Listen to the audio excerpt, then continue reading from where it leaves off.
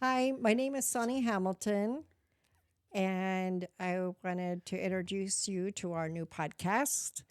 It's called An Authentic Conversation, and it is three mutual friends who they're sitting here with me who are wanting to have an authentic conversation. We're hoping to bring differing opinions to the table where we can ultimately find common ground. And this is what Charlie Kirk was trying to do before um, his hope was cut short. So we're picking up the torch. So I would like to introduce my co hosts and my husband Darren Hamilton. and our friend. John Walser. So, our podcast, this is our first one. It may not And be perfect. So, yay! Right. So, we talked about this and we've been talking about it for Quite a while. quite a while now. Probably since Charlie Kirk was killed. That's Yeah, kind of what that's when cemented it things for us. Cemented it, right? So we finally said we need to do this seriously. So that's what we're doing. And there was a couple of things that we would like to do is we would like to talk about politics, obviously. That's one thing that I think John and I are probably a lot more in tune with. And Darren? I'm more into the bringing the religious aspect. I hate to say religious aspect, but the more spiritual aspect into it because we are all conservative, but I am one who came quite disillusioned with religion and politics because I see the problems on both sides. I see the challenges, and I see the corruption, and so in having an authentic conversation, John and I for years have had some really amazing visits as I'm driving down the road, headed to work, or we're headed down the road, or just sitting around a table, and that's kind of the brainchild of what we're doing too, is to sitting around a kitchen table and we just want to really have fun. We want it to be educational, and we're wanting to bring, as Sonny mentioned, different opinions to the table and just have that authentic conversation. I think a lot of problems can be solved by having an authentic, honest conversation. Mhm. So that's really our goal. Absolutely. Bringing different opinions and different people and stuff like that where they can either message in or maybe even hopefully have someone in studio with us at some point. We're hoping one of these days to go live where people can actually ask, Interact with us. interact with us, but we just have to get our feet a little bit wet first and see how it's going to roll. So today's date is Saturday, November 29th, 2025. Yep. And so this morning, Darren and I were sitting there having our breakfast and morning coffee, and we saw a podcast of Glenn Beck come up. So we listened to it, and it had to do with Cracker Barrel.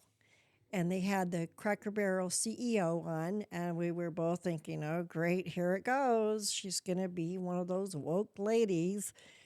But we were actually pleasantly surprised to hear the conversation. And that's what it really was, a conversation, right? Yeah, it was a conversation. And at one point, Glenn said something to the effect that when he asked him to have the interview, and both her and the other, I don't know, some Leader. mucky muck Yeah. of the Cracker Barrel establishment, they were both like, no, it wasn't supposed to be an interview. It's a conversation. And so it really felt, it really felt good considering they were sitting around. Yes, it was a booth at Cracker Barrel having a conversation, two opposing ideologies. I mean, they never discussed as to whether they were Republican or Democrat, but odds are they probably were more left leaning. But So the one thing that I noticed that happened on there was that she was talking about how that some man, an older gentleman, came in to one of the stores and they watched him carry a stadium seat with him into the store. And they were like, what in the world is going on? And then they went to another store and saw another older gentleman come in with a stadium seat. So finally she thought, I've got to ask him what is going on. Why are you bringing a stadium seat? Well, if anybody's been to Cracker Barrel, and I've been there probably a dozen times over the years, is that they're all tables. Every last one of them is tables and very uncomfortable wooden chairs. But the atmosphere is fun. It's very country home. But Food is they're great. not comfortable. And the food Yeah, is great. food was really but great. It's not I comfortable. love their mashed potatoes. And so that's what she asked him. And he said, your food's great. The atmosphere's great. You got really uncomfortable chairs. So that got them to thinking, okay, we need to be listening to our customers. And they're saying they want cushioned seats. So they started bringing in booths, which is really unusual for Cracker Barrel, and cushioned seats on the back and the seat. And Glenn did ask her if the logo change had been about DEI. I noticed that she kind of sidestepped that question, struggled to answer it straight on. but she did answer something that was seemed relevant. But I think that overall it was a good thing. And then us here talking about this is that we wanted to have a conversation. We just didn't know what kind of conversation until we decided authentic. That's what it is. It's an authentic As conversation. far as the name, we hadn't completely determined Right. a name for it yet. Right. And regarding the stadium seats, when they mentioned that, Sonny looked at me and she's like, we need to get seat cushions on our kitchen seats because we're sitting on chairs that are wooden. those Yep. uncomfortable wooden chairs. Yep.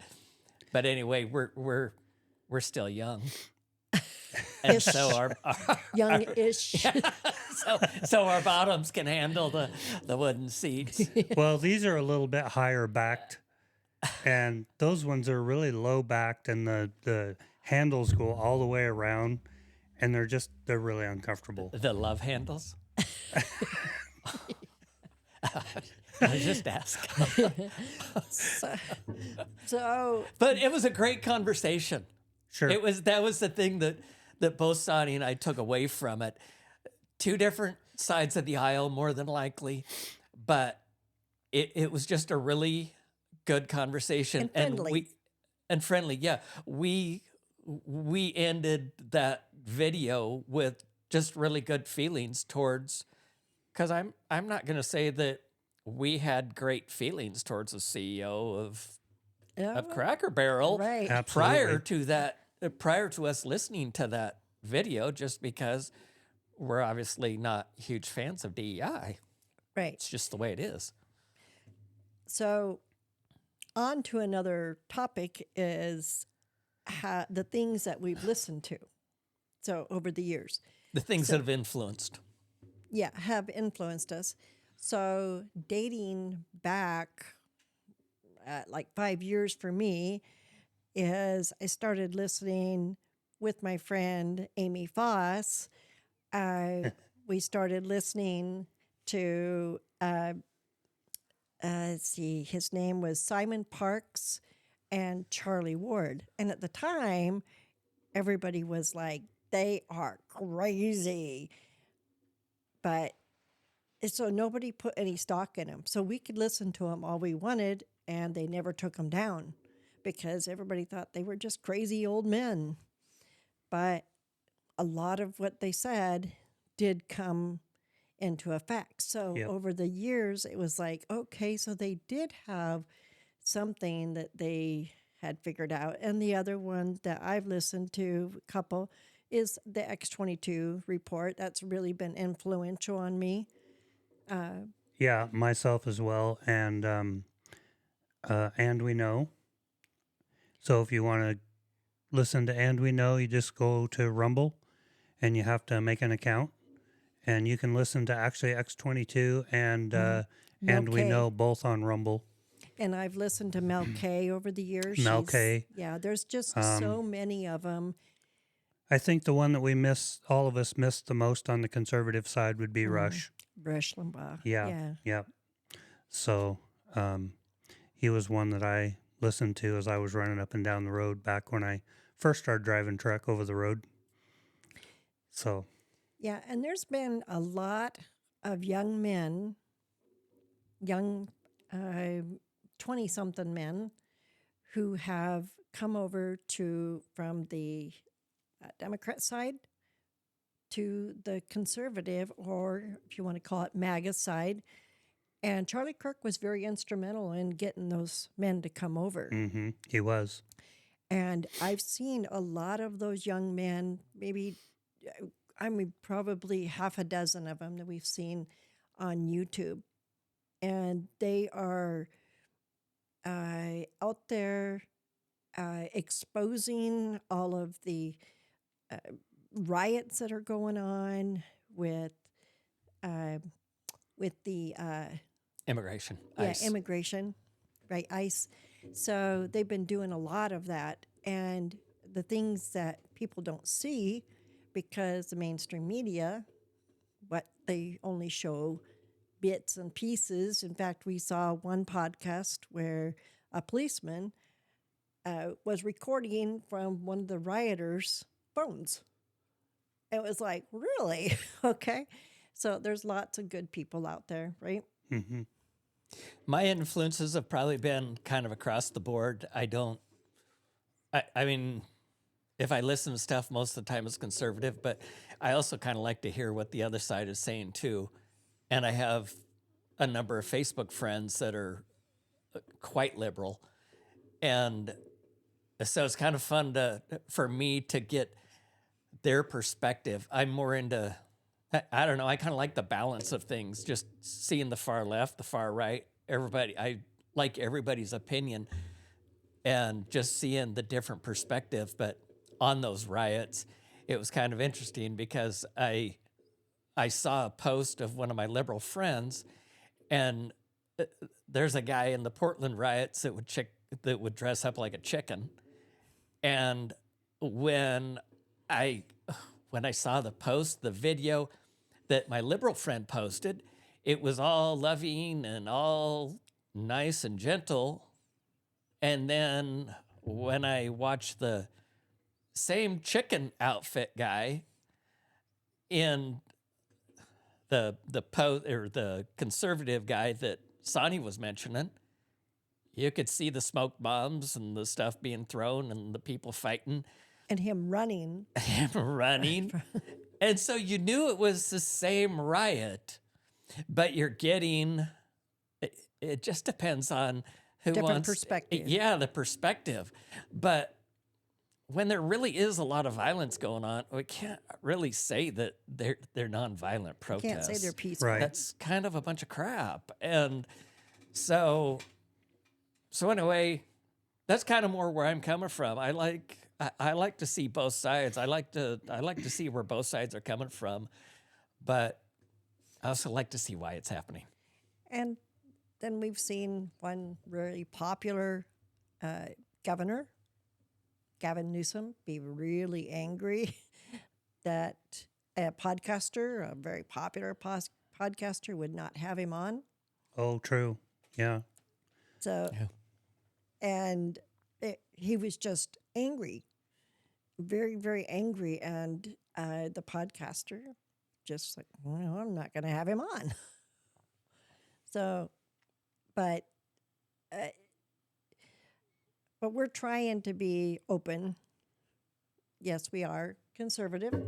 We're all probably MAGA, but and I wouldn't say any of us. Well, I can speak for myself anyway. I'm not ultra conservative like you see so many other people, but I am definitely MAGA. Constitutional conservative. Always go back to the founding documents. I don't know what I am. I really dislike politics. I really dislike the manipulation that comes from, I don't care which side it is. You see manipulation, you see dishonesty, you see fighting, you see judgment, you see hate, you see everything that is of, I believe in the devil. I believe there's good and I believe there's evil. And so I'll probably always refer to evil usually as the devil, just because we all know what that means. And if you don't want to believe in the devil, if you don't want to believe in God, I could really give a rip one way or another. I believe there's a higher power, because I don't believe that everything just poof came into existence. And I believe that for everything, there's an opposite. It's one of the laws of nature. I can't remember what the law actually says. Maybe if you guys know, tell me. But, there's an up, there's a down, there's an in, there's an out. There's a fast, there's a slow. So it's not a hard stretch for me to believe that there's a good and the evil. So from my perspective, I'd rather us quit fighting on the politics side, and we're not fighting against flesh and blood. We're fighting against powers and principalities. And I don't care if it's on the conservative movement or on the liberal movement. Guilty on both sides. Guilty on both sides. And so that's where I'm coming from. Yes, I voted for Trump. Yes, I support the conservative, platform, because I don't think we have a right to choose. I mean, we have a right to choose, but you're also going to pay the price, and don't cry about the price you pay when you choose wrong, because it's just the way it is. Call it karma. Call it do unto others as thou wouldst have them do unto you. Call it what comes around goes around. Absolutely. So that's where I'm coming from. It's a struggle for me to come at things from a complete political standpoint. Yeah. But I don't know. I think I'm kind of a blend of both. yeah. I have the political side that I'm very much aware of what's going on in the world, and like I was mentioning before, the founding documents and things like that. I love to go back and read our founding documents, just because I love the language and how they wrote and stuff. It's just a beautiful language. But then, seeing the I wouldn't call it manipulation, but some of the books being removed from the Bible, and some of the language that's been changed and things like that. And that was just, in my opinion, so that King James could have more power over the people, because he was not a nice person. No. Yeah. He was corrupt. He was a horrible human being. Yeah, he was a horrible human being. The whole Protestant Catholic war. Yeah. I mean, there's nothing about that was okay. Right. And it comes down to politics. A lot of times it comes down to politics, and too. I mean, just seeing where politics and religion, they both seek to control. Yep. They both seek to manipulate. Yep. And so trying to work through that manipulation, control, and actually see the truth, because the truth will set you free. Yep. The government's not going to ever set you free. No. They're not going to. And actually, neither is religion, because they need you No. to keep giving them money. They need you to keep Yeah. giving them money. They need to keep controlling Keep the doors you. open. Yep. Yeah, it's a business. It's a corporation. So it's whatever. Most probably don't know this about me, but I also worked in the funeral industry for a while too, as Darren has when he was younger. Sorry, I had to throw that in one there. of my past lives. You're right. But you know, every religion claims that they're the one. The only one. Yeah, Yeah, the only one. Because I am the way, the truth, and the life. So yeah. therefore, my way has to be right. Yeah. So that in itself should throw up a bunch of red flags. We So- were all born and raised in a belief system that was the only way, and then we all became disillusioned at different stages in our lives. 2008 for me. I don't remember when it was, but 3 times for me. I was a slow learner.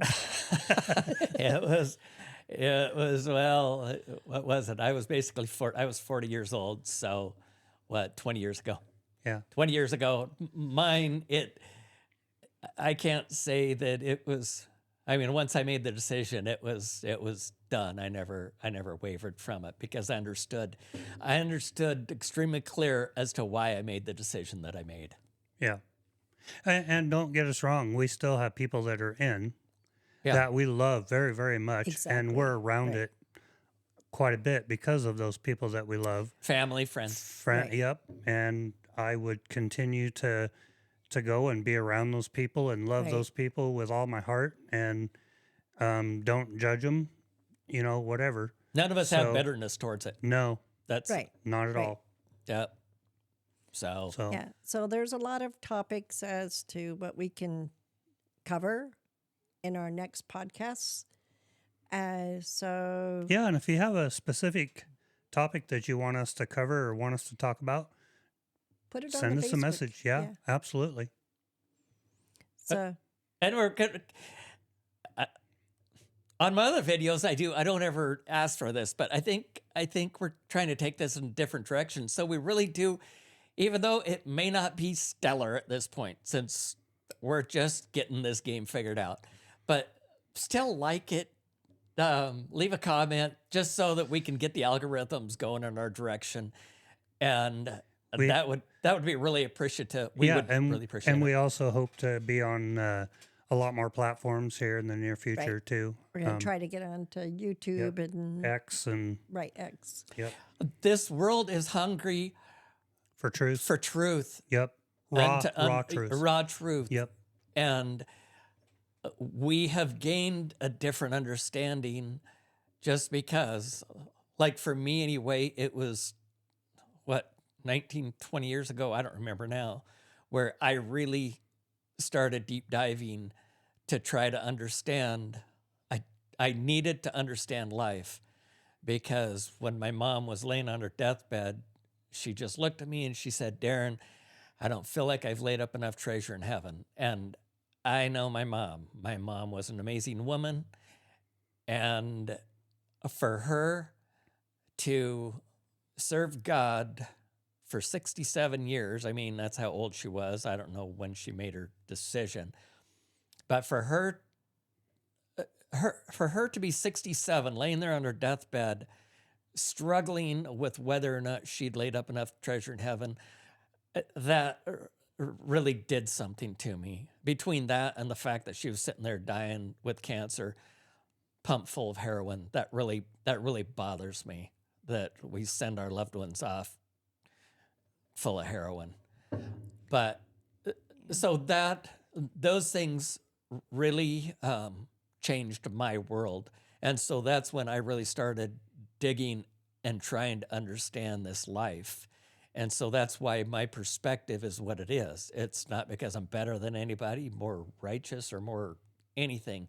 It's I had a deep desire to understand what makes this world tick because I think there is truth, because I've experienced truth, and truth works, and truth has no holes. Yep. So with that, we'll probably close this podcast.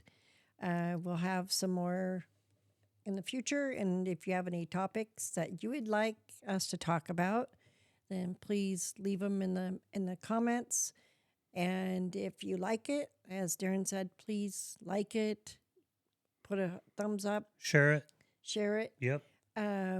so that we can get going on this and hopefully reach other people who are also looking for some hope.